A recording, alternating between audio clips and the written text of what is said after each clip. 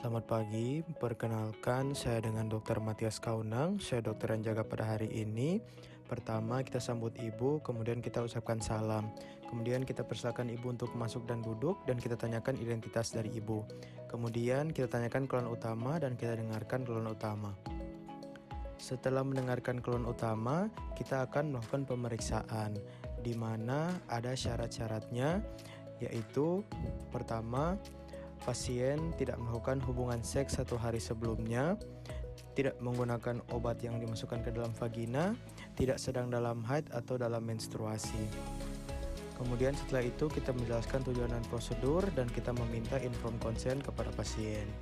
Kemudian kita mempersilakan ibu masuk ke ruang pemeriksaan, naik ke tempat tidur dan meminta untuk ibu membuka pakaian bagian bawah.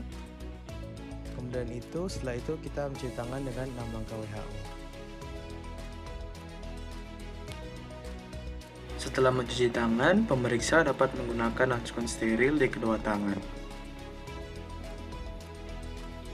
Setelah itu, lakukan pemeriksaan awal dengan cara palpasi pada daerah perut untuk menilai apakah ada nyeri, benjolan, atau kelainan lainnya di daerah suprapubik.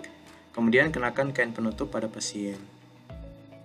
Kemudian kita inspeksi pada daerah genitalia eksternal, lihat apakah ada lesi kulit, massa, discharge dari vagina.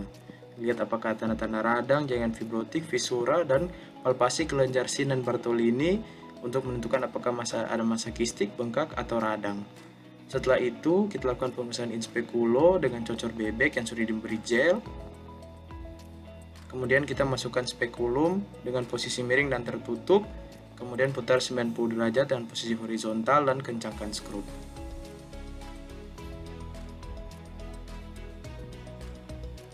Kemudian kita inspeksi apakah porsio terlihat atau tidak, apakah ada massa, kemudian apakah OE terbuka atau tertutup, dan apakah ada cairan atau keputihan di vagina. Kemudian setelah itu kita bisa melepaskan spekulum. Setelah itu kita dapat melakukan palpasi bimanual dengan memasukkan jari telunjuk dan jari tengah tangan kanan ke dalam vagina. Dan juga ujung-ujung jari tangan kiri di suprasymphysis untuk menentukan besar, arah, serta posisi dan konsistensi dari uterus. Kemudian kita juga dapat melakukan pemeriksaan rektovaginal bila ada indikasi. Jika sudah selesai, minta pasien untuk mengenakan pakaian kembali dan buang semua sampah miris dan cuci tangan menurut 6 langkah WHO. Setelah itu, beritahukan hasil pemeriksaan para pasien dan jelaskan diagnosis atau kesimpulan hasil pemeriksaan. Bila perlu, lanjutkan dengan konseling dan penata laksanaan lebih lanjut.